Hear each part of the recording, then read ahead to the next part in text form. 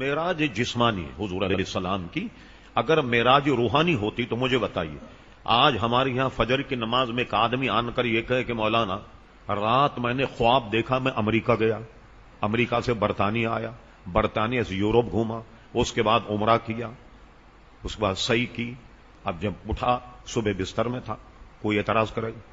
کوئی اعتراض کرے بھائی خواب میں تو ہوتا ہی رہتا ہے یہ سارا، اگر یہ خواب ہوتا تو کوئی اعتراض کرتا؟ اور حضور خواب میں دیکھتے تو کیا کوئی حضور علیہ السلام کی معراج کا انکار کرتا؟ معراج چونکہ جسمانی تھی اس لیے کافروں نے انکار کیا، اور خود قرآن کی آیت بھی یہی کہتی، سبحان الذی اسری بعبدہ، پاک ہے وہ ذات جو اپنے بندے کو لے گیا۔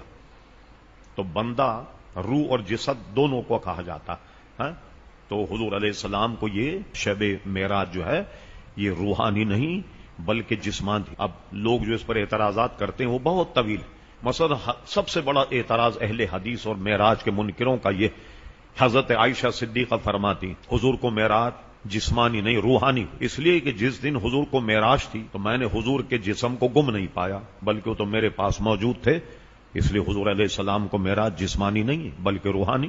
لوگ یہ لے کر کے بیٹھ گئے، کسی محقق کا نام تاریخ داں ہونا بھی بہت ضروری۔ اب آپ لگائیے، غور فرمائیے، مشہور یہی ہے اور بخاری شریف وغیرہ ان حدیثوں سے بھی یہ ثابت، اگرچہ اس میں کچھ کلام بھی ہے، 6 سال کی عمر میں حضرت عائشہ صدیقہ سے حضور کی منگنی ہوئی۔ سب اس پر متفق ہیں کہ جب حضور مدینے شریف گئے تو مدینے شریف میں ام المومنین حضرت عائشہ صدیقہ کی رخصت ہوئی۔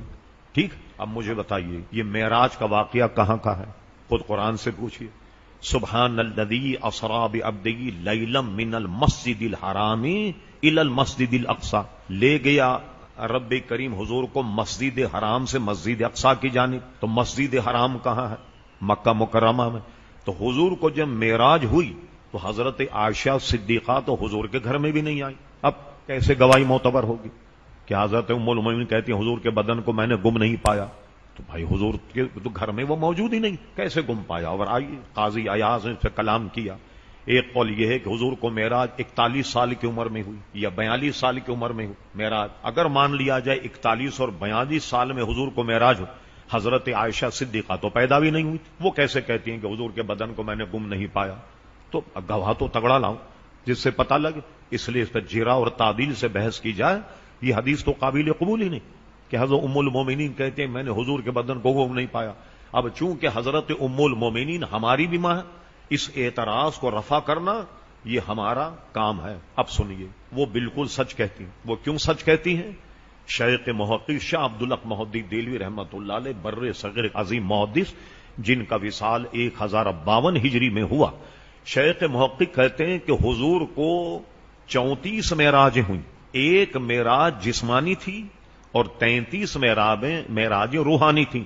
تو حضرت عائشہ صدیقہ کسی روحانی معراج کا ذکر کر رہی، اور اس اعتراض کو تم جسمانی معراج پر لے کر آ رہے، یہاں تو ان کی گواہی معتبر نہیں، لہذا حضور علیہ السلام کو معراج جو ہے وہ جسمانی ہوئی، جس کے دلائل قاضی ایاز نے اپنی کتاب الشفا میں نقل کیے، اور پھر اس کے بعد میں ملا علی قاری رحمۃ اللہ اس کی شرح میں بے شماروں دلائلوں کو اور مضبوط کر کے بیان کیا۔